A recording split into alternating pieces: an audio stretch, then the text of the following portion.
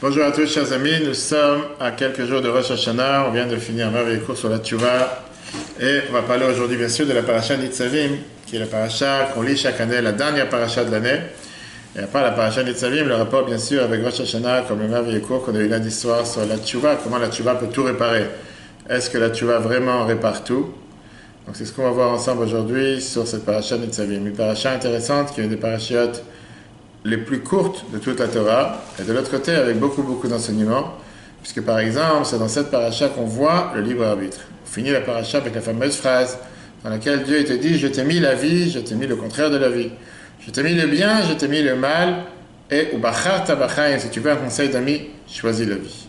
Choisis la vie et agis dans ce sens. » Mais avant d'arriver à la fin de la paracha, on va voir le début. On va voir pas mal de notions intéressantes qu'il y a dans la paracha de cette semaine. On peut revoir bien sûr en replay sur l'application eTorah avec les autres cours qu'on a eu cette semaine. Donc comme je disais tout à l'heure, d'abord dans la paracha on a 40 versets, c'est des parachettes les plus courtes. Moshe rassemble tout le peuple juif avant de quitter ce monde et il nomme 10 catégories qu'il y a dans le peuple juif. Depuis les chefs de tribus, les anciens, les policiers, les juges, les enfants, les femmes, les convertis, ceux qui coupent du bois, ceux qui puisent l'eau, en deux mots, tout le peuple juif, c'est une union ensemble. Et il vient et rappelle l'alliance qu'on a eue avec Dieu. L'alliance pour les générations à venir, pour tout le peuple juif, pour renforcer le lien qui est entre Dieu et le peuple juif. Et il te dit que si jamais quelqu'un il pense abandonner le chemin que Dieu l'a fixé, alors il risque malheureusement d'être en exil, qu'on a malheureusement aujourd'hui.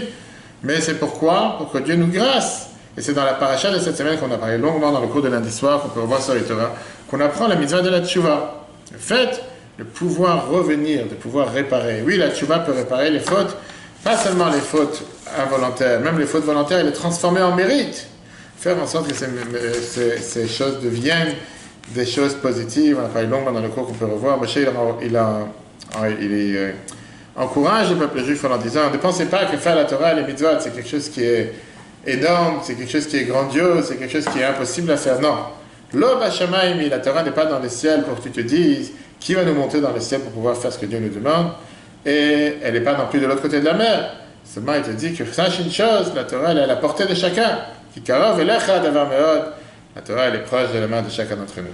Comme j'ai dit, la paracha termine avec les deux chemins. La Torah dit qu'il y a deux chemins à choisir dans la vie. Tu peux choisir le chemin de la vie et du bien, tu peux choisir le chemin du mal et de la faute. À ce moment-là, c'est le contraire, c'est la mauvaise chose. Le libre arbitre est dans tes mains, Dieu t'en a pas le libre arbitre. Ça, c'est la paracha. Ok. Revenons sur cette phrase qu'on vient de mentionner, la verset 30, chapitre 12, dans laquelle la Torah te dit « L'homme Hashamayim, il est mort, c'est pas dans le ciel, Dieu t'a pas donné la Torah quelque chose qui est impossible, qui n'est pas possible à faire, pour que tu puisses dire « Mi ya'alel anu Hashamayim, qui va nous faire monter au ciel, ve'ikacher alanu, il va la prendre pour nous, ve'yashmiyenu, il va nous la faire entendre, ve'na asena, et on va pouvoir la faire. » Dieu te dit « Non, sache que la Torah, elle est à ta portée. » Ah oui, des fois les gens se posent des questions en disant « mais c'est impossible, c'est trop dur ». Il n'y a rien d'impossible. C'est tous un défi, c'est peut-être une manière de pouvoir te montrer comment agir, comment évoluer, comment faire en sorte de pouvoir dépasser tes limites. Parfois, quand quelqu'un n'est pas mis à l'épreuve, quand quelqu'un n'est pas face à une difficulté, c'est pas de quoi il est capable. Un jour que tu as une difficulté, tu sais comment tout d'un coup gérer et comment faire en sorte que les choses se passent de la meilleure manière possible. C'est pour ça que la paracha te dit « tu as la force ». Moi, je te donne la force de pouvoir faire ce qu'il faut. Maintenant, tu peux choisir de le faire ou pas faire. C'est quand tu prépares à manger pour ton enfant ou qui que ce soit. Tu mets sur la table. Après, tu peux choisir. Tu manges ou tu manges pas. Mais manger, il est là. Après, tu ne vas pas non plus forcer à quelqu'un à ce qu'il veut manger ou pas. Dans la paracha de cette semaine, on a dit on parle de la tchouva. La mitzvah de la tchouva, c'est une mitzvah dans laquelle on se focalise particulièrement pendant le mois de Elul, en préparation à Rosh Hashanah. Pas parce qu'on a peur de quoi que ce soit, mais par amour, comme on vient de voir dans le cours de Tanya. Mais il y a un mot intéressant. Dans le paracha, chapitre 30, verset 2-3, on te dit Veshavta d'Hashem Elokecha, tu vas revenir jusqu'à Dieu, Veshamata Bekolot, tu entendras sa voix. Et à ce moment-là, Dieu va te réunir, va te rassembler, etc. etc. Rashi vient et te dit, de la phrase que la Torah a employée, on apprend que la shrina, la divinité, est avec le peuple juif en exil. Tu veux dire oui, parfois quelqu'un il souffre et se dit mais où est Dieu? Et la réponse elle est Dieu il est avec toi dans les souffrances. Ne pense pas un instant que Dieu t'a abandonné. D'où on apprend ça?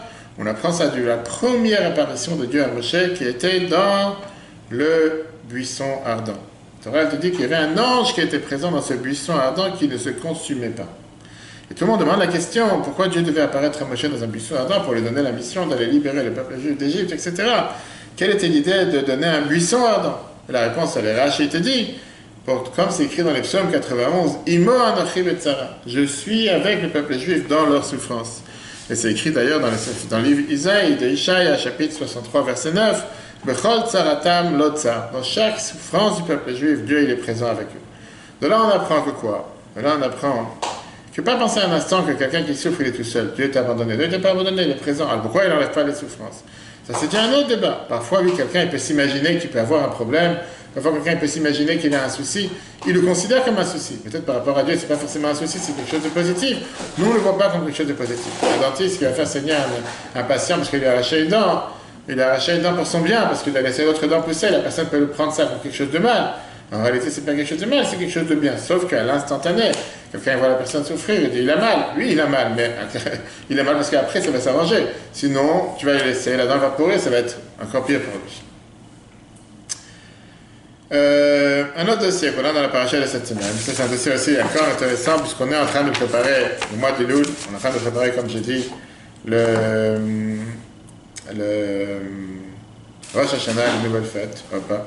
Et là, on a un problème avec on va dire, la similitude de tous les ans. Chaque année, le mois d'Elul, on prend sur des bonnes résolutions. Chaque année avant Rosh Hashanah, on se dit, je vais avancer, je vais évoluer, je vais améliorer, je vais augmenter, je vais changer, je vais faire ci, je vais faire ça. Et concrètement, après Rosh Hashanah Kippour, on revient à la même. Pas forcément qu'on a dit qu'on va changer, on va prier plus, on va mettre les plus longtemps, on va faire attention de mettre le matin, pas les mettre le soir, on va donner plus la tzaka, on va plus apprendre la Torah, et après la routine elle revient. C'est une des raisons pourquoi dans les schémas qu'on dit tous les jours, la Torah elle te dit, Asher Anochi, c'est la même chose qu'on voit dans la paracha, chapitre 30, verset 11, qui a mitzvah, Asher Anochi Metzafra Ayam. C'est la mitzvah que je t'ordonne aujourd'hui. Qu'est-ce que ça veut dire aujourd'hui? C'est pas vrai. Tu n'as pas donné la mitzvah aujourd'hui. Tu n'as pas donné la Torah aujourd'hui. La Torah, tu me l'as donnée il y a 3333 ans, en 2448. On est en 5781, bientôt 82. Alors qu'est-ce que ça veut dire? Pourquoi la Torah n'arrête pas de te dire, quand tu dis dans le schéma, quand tu dis dans la paracha de cette semaine, je t'ordonne aujourd'hui? Qu'est-ce que ça veut dire aujourd'hui? Pourquoi la Torah doit parler d'aujourd'hui? C'est pas aujourd'hui. La Torah te donne plusieurs réponses. Première réponse, elle te dit, d'abord, l'oniflet mimcha. C'est pas une si grande merveille que ça. Le rechokai, c'est pas si bon que toi. Quelqu'un, il peut se dire, oui, la Torah, elle est merveilleuse. Tu sais que ça veut dire 613 commandements. Tu sais que ça veut dire c'est trop dur. Je ne sais même pas par où commencer. Rien commencer, j'ai envie de faire Shabbat, j'ai jamais fait Shabbat. Là, c'est galère, là, j'ai pas le droit, là, j'ai pas touché, là, je peux pas faire. J'ai envie de manger kasher. Juste, je pars en vacances. Comment je vais faire? Comment je vais me débrouiller? Etc. La Torah te dit ça, c'est une chose. Aujourd'hui, la Torah, elle est abordable, elle est proche de chacun d'entre nous, sans limite. Il y a peut-être quelques centaines d'années en arrière, il fallait aller, il n'y avait pas de lit, il n'y avait pas de parchemin, il n'y avait pas comment apprendre, c'était la transmission d'une personne à l'autre. Aujourd'hui, qui ne peut pas avoir accès à un portable avec l'application de Torah, ou tout type de cours que tu peux avoir, n'importe quelle personne, tu envoies un WhatsApp, un arabe, sur les quatre coins du monde, tu as une question, quoi faire, comment faire, tu peux avoir une réponse. Deuxièmement, la Torah te dit, l'Ob Hashamaim, que la Torah n'est pas dans le ciel, pour que tu dises ce qui nous fait monter en ciel et qu'on puisse l'apprendre. La réponse n'est pas juste que la Torah n'est pas dans le ciel, quelque chose de lointain. Oui, les gens s'imaginent que pour se rapprocher de Dieu, il faut monter au ciel. Qu'est-ce que ça veut dire monter au ciel? Je sais pas, il faut devenir quelqu'un de saint, aller avec le Saint-Esprit, avoir, je sais pas, des pensées spéciaux, pas manger pendant 3 jours, prier pendant 24 heures. C'est pas ça que Dieu attend de toi. Dieu attend des actes matériels, terrestres, limités dans le temps. Oui, quand Dieu te donne de prier, la Gemara te dit, si Dieu nous aurait donné le devoir de couper du bois 3 heures par jour, c'est ce qu'on aurait fait. C'est ce qu'il t'a demandé. Il t'a demandé de prier 3 fois par jour, c'est vrai.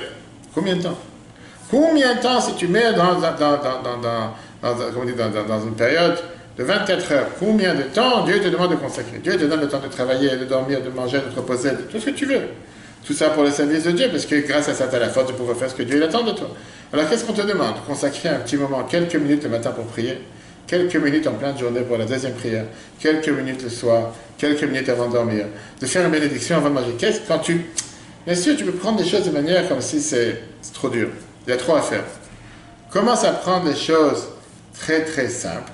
Commence à prendre les choses de manière, qu'est-ce que Dieu il attend de moi à l'instantané? Maintenant, on est en train de parler. C'est ni Shabbat, c'est ni Yom Tov. Combien de mitzvot tu peux déjà faire? Fais une mitzvah, dis-toi que c'est possible. C'est pour ça que la Torah ne dit pas seulement, c'est pas si loin que toi. Elle te dit, Velo me'ever layam. C'est pas de l'autre côté de la mer. On s'imagine que oui, quand je serai en Israël, là-bas, on se sent chez nous, on peut marcher avec une kippa, on peut manger kasher. Oui, je peux essayer dans une boîte de nuit qui a une mezouza, c'est écrit kasher dessus. Mais quand je suis en dehors d'Israël, je ne suis pas chez nous, là, il faut que je ne marche pas avec l'équipage, là, il faut que je ne fasse pas les choses comme il faut parce que je ne suis pas chez soi. Et ces mêmes personnes, une fois qu'ils arrivent en Israël, là, tout d'un coup, ils se disent, oui, mais je n'ai pas l'habitude.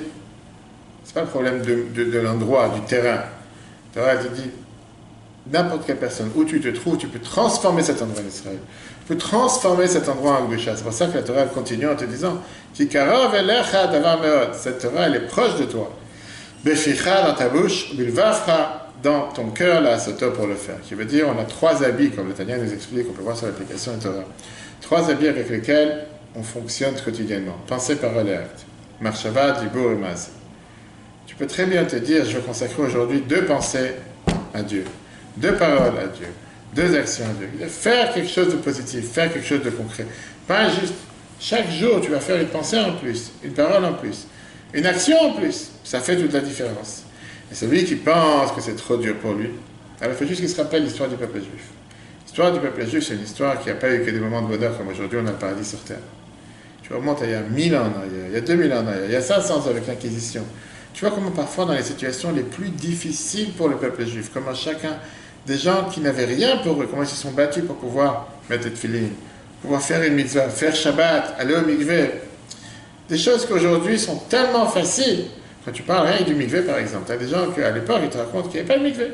C'était la glace, c'était la mer, c'était les fleuves qui sont sales, pas forcément propres. Qu'est-ce que tu as aujourd'hui? Tu as des spas aujourd'hui. Qu'est-ce que tu te plains aujourd'hui? Je dis, c'est un autre monde. Pareil, quand tu parles des tefillin à l'époque, qui à l'époque pouvait se permettre d'avoir une paire de 4x4, les grosses paires, de lanières faites à la main, bref, la qualité suprême. À l'époque, tu vois les tefillin que tu as de 1/2 centimètre ou 1 centimètre. Mais comment c'est possible qu'il y ait des pachema cachers à l'intérieur? Shabbat, qu'est-ce qu'il y avait de spécial Shabbat par rapport à la semaine? Toute la semaine, les gens mangeaient du pain noir.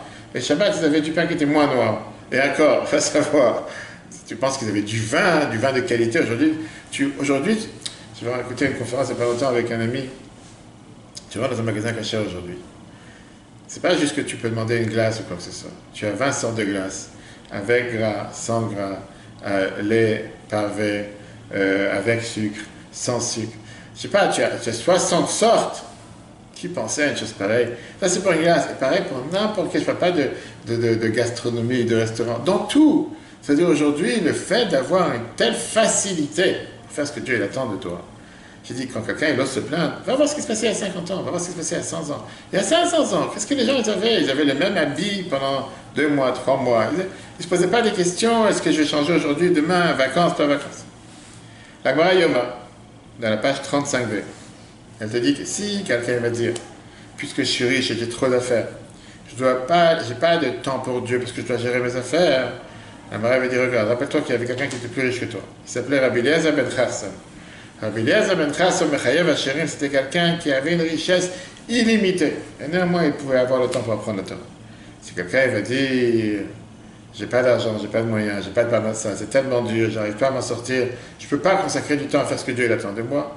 La Gemara lui dit, Hillel Mechayev Aniyim. Hillel Azaken, Hillel l'ancien, il était pauvre de pauvre à tel point qu'on te dit qu'une fois, le gardien de la synagogue, il n'a pas laissé rentrer parce qu'il n'avait pas une demi-pièce à donner pour pouvoir rentrer comme à l'époque.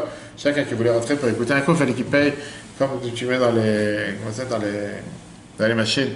J'étais une fois en Hongrie, en visitant les différentes communautés quand on avait le pied dans l'été. Il y avait une des plus grandes synagogues d'avant la guerre, qui est un des plus beaux musées d'Hongrie aujourd'hui, qui est malheureusement pas utilisé, et qui était, quand tu rentres, tu dois mettre une pièce comme 25 centimes ou une pièce de 50 centimes, que dès que tu mets la pièce dans la boîte, la lumière, toutes les lumières, tu as les 3000 lampes, etc., tout s'allume, comme ça tu vois tout ce qui se passe, ça dure 2 minutes, et si tu veux revoir encore, tu mets encore une pièce. C'est comme les manèges ou les choses pareilles. Il n'avait pas comment rentrer pour écouter les cours de son maître dans la synagogue. Chaque jour, il donnait une demi-pièce pour pouvoir rentrer. Un jour, il n'avait pas comment rentrer. Et puisqu'il n'avait pas comment rentrer, la Gemara te raconte qu'il il est monté sur le toit. Il est monté sur le toit, il y avait un velux, une fenêtre. C'est-à-dire, au moins, dans la fenêtre, je vais pouvoir entendre. Je ne peux pas écouter à l'intérieur. Mais il a commencé à pleuvoir, il a commencé à neiger. Et son ombre, avec la neige qui est tombée sur lui, il était tellement imprégné du cours. Il a commencé à faire de l'ombre dans la fenêtre. En plein milieu de la journée, il a commencé à faire noir. Les gens se sont rendus compte de quelque chose qu'il n'y a pas. Ils voient un être humain dessus. Ils l'ont descendu, il était presque congelé, presque mort. Pour te montrer à tel point il était pauvre. Néanmoins, c'est quelqu'un qui apprenait la Torah. Donc la Gemara, elle dit, écoute-moi une chose. Arrête de chercher des excuses.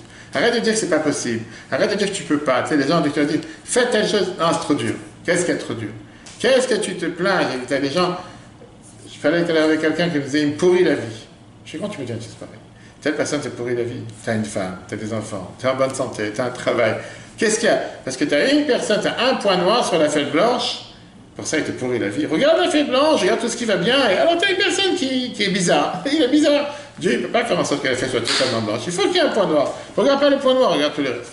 Ça, c'est ce que la Mishnah, c'est pour ça que la paracha de cette semaine, elle vient, elle te dit, qui est mitzvah, azot, cette mitzvah, c'est une mitzvah que je t'ordonne aujourd'hui. Pourquoi aujourd'hui? Je ne te dis pas que c'est quelque chose d'hier. Je ne te dis pas que c'est quelque chose d'ancien. Je ne te dis pas, bon, ça, c'est la routine, c'est tous les jours je vais être fini, tous les jours je fais Shabbat, Rosh Hashanah arrive, manger la pomme dans le miel, on va écouter le chauffard, ça fait des années que je le fais, laisse-moi tranquille, j'en ai marre plus qu'autre chose. Non, dis-toi que c'est nouveau. Si c'est nouveau, c'est quelque chose qui est aujourd'hui, automatiquement tu auras un enthousiasme, tu auras une passion, tu auras une volonté. Tu vas vouloir le faire, tu vas vouloir te donner, tu vas te dire, de l'autre côté, quand on est à la veille de Rosh Hashanah, on s'est dit la même chose. On ne peut pas avoir la même vie l'année prochaine que l'année qui est passée. Elle Dieu, qu'est-ce qu'il y a de mal? Cette année c'était très bien, l'année prochaine ce sera très bien. Non. Si Dieu nous accorde une nouvelle année, c'est parce qu'il s'est dit qu'il y a quelque chose de nouveau qu'on va faire cette nouvelle année qu'on n'a pas fait cette année. Parce que si c'est pour refaire ce qu'on a fait cette année, c'est copier-coller, ça ne sert à rien, c'est du temps perdu. On s'est dit, tu sais quoi? Quel engagement nouveau tu prends sur toi cette nouvelle année? Avec quoi tu vas changer? Tu vas me montrer que ça vaut la peine que je te donne un nouveau crédit. Parce que c'est ce qu'on va faire à Rosh Hashanah. C'est très bien que Rosh Hashanah, ce n'est pas le jour du pardon. Rosh Hashanah, ce n'est pas le jour dans lequel tu demandes à Dieu pardon. Il n'y a aucune prière de Rosh Hashanah dans laquelle tu parles de pardon. Toutes les supplications, tous les slichot, etc., c'est Kippour. Rosh Hashanah ne parle pas de pardon. Au contraire, pourquoi on ne parle pas de pardon Rosh Hashanah? Parce que Rosh Hashanah, c'est le jour du jugement. Parce que comme je t'ai dit, tu ne vas pas venir le jour du jugement devant le juge et commencer à dire j'ai fait telle bêtise, j'ai fait telle bêtise. Tu es devant le juge, tu es bête, tu n'es pas en train de monter. Rosh Hashanah, on est là pour couronner Dieu à nouveau. Toute la prière de Rosh Hashanah, tu demandes à Dieu règne sur Dieu à nouveau, règne sur le monde à nouveau. Juge le monde entier. Mais on vient en le disant, tu sais quoi? Oui, on n'est pas les meilleurs. Oui, on sait qu'on a fait des erreurs. Oui, on sait qu'on n'est pas parfait. Toi, tu le sais qu'on n'est pas parfait, c'est toi qui nous as créés. Et alors? On a 10 jours de tchouva. On a 10 jours dans lesquels on peut changer la donne. On a 10 jours dans lesquels. Mais c'est à condition qu'on est capable de montrer qu'est-ce qu'on a fait avec le crédit qu'il nous a donné l'année dernière. Et qu'est-ce qu'on fait avec le nouveau crédit qu'on veut qu'il nous accorde la nouvelle année. Et Dieu te dit, c'est très simple. Si tu veux que je t'accorde un nouveau crédit pour la même chose de ce que tu as fait l'année dernière, hasard, comment on dit, laisse tomber, tu perds ton temps. Je peux te donner un crédit si c'est exact. Parce que l'année dernière, le crédit que je t'ai donné, tu sais très bien que tu ne l'as pas utilisé à 100%. Tu aurais pu faire beaucoup mieux sur beaucoup de domaines. Tu n'as pas fait comme chacun d'entre nous. Par contre, si je dis, tu sais quoi, je sais que j'ai fait des erreurs. Oui, j'ai fait des erreurs. On est humain. Mais je prends sur moi une nouvelle chose. C'est quoi? C'est chaque année, si chaque jour je prie 5 minutes, je priais 7 minutes. Je priais 8 minutes. Si à chaque fois je mets la tefilin en rentrant du travail, je mets la tefilin en allant au travail. Si je mets la tzaka une fois par semaine, je vais les mettre 2 fois par semaine. Si j'ai l'habitude d'aider telle et telle organisation à tel niveau, je vais aider à un plus grand niveau. Si j'ai l'habitude de faire un psaume, je fais un deuxième psaume. Qu'est-ce qu'on gagne avec ça? On gagne avec ça que Dieu te dit, tu sais quoi? Plus tu t'engages, plus Dieu il t'accorde.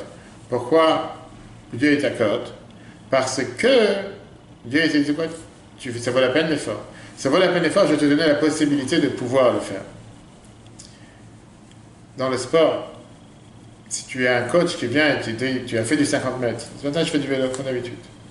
J'ai toujours deux trajets. J'ai un trajet court et un trajet long. Le trajet court il est beaucoup plus dur que le trajet long. Pourquoi? Parce que c'est des montées et des descentes. C'est beaucoup plus fatigant. C'est 30 minutes. Maintenant j'ai vu, c'est 30 minutes. C'est 10 km, mais c'est beaucoup plus difficile. Le trajet long, il fait 40 minutes, 13 km, mais bon, c'est beaucoup plus plat. Où est le plus important? Moi, je ne peux pas te répondre. Pour moi, les deux, ils valent. Parce que après les deux, j'ai pas de force. Après les deux, je fatigue. Mais de l'autre côté, si tu fais la même chose tous les jours, et tu as un coach, il te dit, écoute, il est temps d'avancer, ça y est, bouge. Tu n'as pas 2 ans, tu n'as pas 3 ans. Tu as tellement de gens qui viennent et qui te disent, monsieur le rabbin, mon père est Kippour. J'ai juste venu me travailler la semaine dernière. On se verra à Kippour, à la fin de Kippour. Je dis, pourquoi la fin de Kippour? Pourquoi ça ne peut pas être le premier soir de Kippour? Pourquoi ça ne peut pas être le matin de Kippour? De toute façon, Kippour, tu ne travailles pas, laisse tomber, fête nationale, oublie, tu commences pas à me dire, tu es au bureau, il n'y a pas de bureau, arrête. Qu'est-ce que tu dois? Non, il a 75 ans. Je fais arrête, où c'est écrit Kippour, il faut venir à la dernière heure juste pour écouter un chauffard qui n'a pas de sens. Il n'y a aucune mitzvah d'écouter le chauffard à la fin de Kippour, les chauffeurs sur Rosh Hashanah, c'est pas Kippour. Non, mais vous comprenez, je fais non, je ne comprends pas. Explique-moi pourquoi je ne comprends pas, on discute. Mais parce que c'est l'habitude, c'est les coutumes. Je fais quelle habitude, quelle coutume? Kippour, on doit prier toute la journée, 24 heures. Alors bien sûr, je peux comprendre, tu vas dans un endroit, il faut payer la place. Tu comprends rien à ce qu'ils font. Parle en hébreu. Je dis, oh, très bête, c'est très bien quand c'est les places gratuites. On explique à prier en français toute la journée. Il n'y a pas d'excuse. En plus, c'est un buffet traiteur à la fin de Kippour. Je dis, qu'est-ce que tu veux de plus? Viens. Les gens disent chaque année, qui viennent de votre travail de cinéma, qu'on ne voit pas la journée passer du début jusqu'à la fin. Ça passe tellement rapide, tellement vite. Il dit, je vais réfléchir, je vais écouter plein de choses. Tu as 75 ans, jusqu'à 120 ans en bonne santé. Mais cette année, tu demandes à Dieu quoi? Qu'est-ce que tu demandes à Dieu? Qu'est-ce que tu vas lui dire que tu fais de différent par rapport à l'année dernière? Si tu vas lui dire, monsieur, on s'est rencontrés l'année dernière à la fin de Kippour, on se rencontre cette année à la fin de Kippour. Pourquoi tu veux que je t'accorde une nouvelle année? Pourquoi tu veux que je t'accorde un nouveau crédit? Au nom de quoi? C'est pas seulement ça, c'est qu'on a vu cette année, grâce à Dieu, les gens ils sortent du corona, heureusement qu'on vit dans un pays comme la France, où il y a tellement de points positifs, tellement de choses positives. Et tu auras toujours des gens qui vont trouver de quoi se plaindre. Et c'est ce qu'on a vu dans le cours la semaine dernière par chaque Kitavo. Je pense que tu as écouté un cours magnifique sur reconnaître le bien qui est fait avec toi. Pourquoi on devait prendre ses prémices? Pourquoi on devait prendre ses premiers fruits et les amener dans le temple? Que la Torah vient te dire, tu sais quoi? C'était pas forcé que tu reçois ces fruits. Tu vas avoir un ouragan, un feu, quoi que ce soit, en un instant, tout saute. Tu as eu ces fruits, tu as eu cette récolte, dis merci. Pas seulement dis merci, avec la joie. Le parachat de cette semaine, qu'on a vu Shabbat, 98 malédictions, pourquoi? La Torah elle te dit parce que parce que tu n'as pas servi Dieu avec joie. Pas parce que tu n'as pas servi Dieu. Tu as fait, tu as prié 3 fois par jour avec Minyan, tu as mis les filets, tu as donné les zakat, tu as tout fait ce qu'il faut. Mais sans joie, sans enthousiasme, sans passion. Ah oui, de routine, comme je viens de voir. C'est quelque chose de vieux, ça fait 20 ans que je le fais, ça fait 30 ans que je le fais, ça y est, je suis genre. Non, sois heureux, sois joyeux. Pourquoi? Parce que Dieu te donne la possibilité de le faire. Si tu fais ça de cette manière, tu es garanti que Dieu t'accorde beaucoup plus. Mais si tu fais ça quand même, c'est comme si je dis, c'est le jour d'anniversaire de ma femme, ok, chaque année on fait la même chose, on va faire encore une fête, encore des ballons, encore un gâteau. Sans passion, sans enthousiasme, à quoi ça sert? La Torah vient te répondre, tu sais quoi? Meilleure des choses, fais les choses avec joie. Dis-toi qu'est-ce que tu peux améliorer, dis-toi qu'est-ce que tu peux augmenter. Et Dieu va faire en sorte que grâce à ça, tu vas pouvoir évoluer sans limite. Tu vas pouvoir augmenter sans limite. Dieu va te donner sans limite et tu pourras faire encore plus. Que Dieu fasse qu'on soit tous bénis avec une Shana Tova. L'année prochaine, je disais 82, c'est 1782. C'est l'acronyme de Parnassa Be'achava Pebet, Parnassa large. Que Dieu fasse qu'on ait des miracles dans tous les domaines matériels, spirituels, en commençant par une parfaite santé pour tous. Qu'on soit inscrit et scellé dans le livre de la vie, du bonheur et richesse sans limite. On ait tous les facilités nécessaires pour le Chabad Sénéman. Faites vos dons sur Chabad77.org. Ça fait instantané. Qu'on se voit l'année prochaine en joie et en bonheur. Le coup, on replace sur l'application et tu auras très bonne journée à tous. À la semaine prochaine.